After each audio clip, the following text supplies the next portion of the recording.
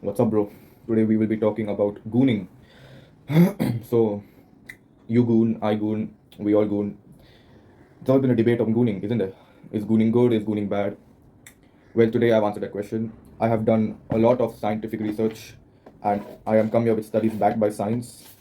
I've also prepared some graphs for us to look at, and we will be looking at the effects of gooning on fuck, on three major sort of what you can say levels. So let's get to it.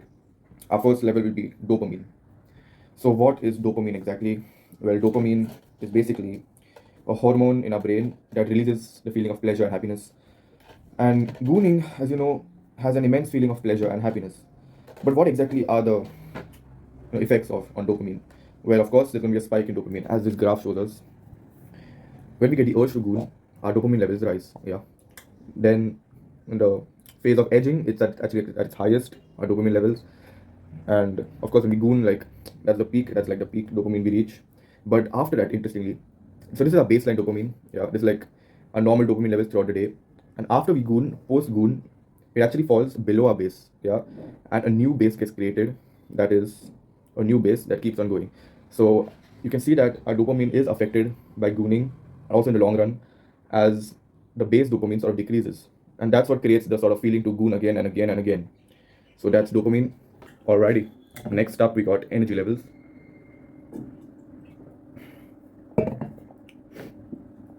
This is a very interesting topic.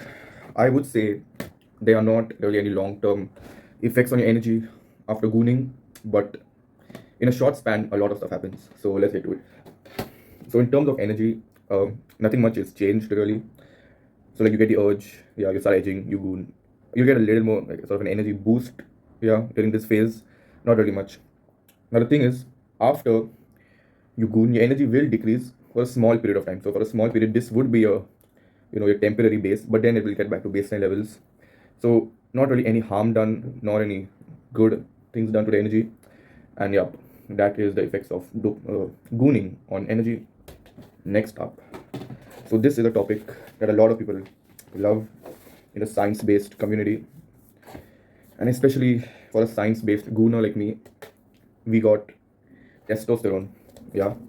Now this is a very controversial one, so let me try to be as clear as possible. Gooning has no long-term effects on test. Yeah, you might have seen stuff where like they either say gooning increases test or gooning decreases test. None of that's true. What is true is both of them do happen in a short period of time.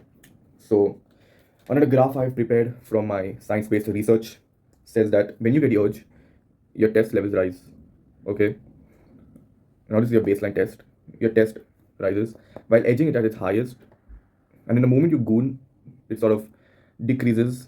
Yeah, causing go below the base. But then after a while, that your test will actually rise a bit above the base levels. Yeah, which is kind of weird because dopamine or energy, it never goes above the base after you goon. But after you goon, just for a small period of time, your test levels will rise a bit, but that's like just for a few minutes, and then we'll go back to its base. So as you can see, no long-term harm done, and a lot of things happen in the short run, but overall you should be fine. My opinion on gooning: you should goon in moderation, like as a science-based goon studier. I don't think that's a word. You should goon moderation. But if you're anything like me, yeah, just get off it. Get off it already. I hope you enjoyed this video. For more science-based coverages, on niche topics, you can subscribe to me. I will be there. Yeah. All right. Thank you.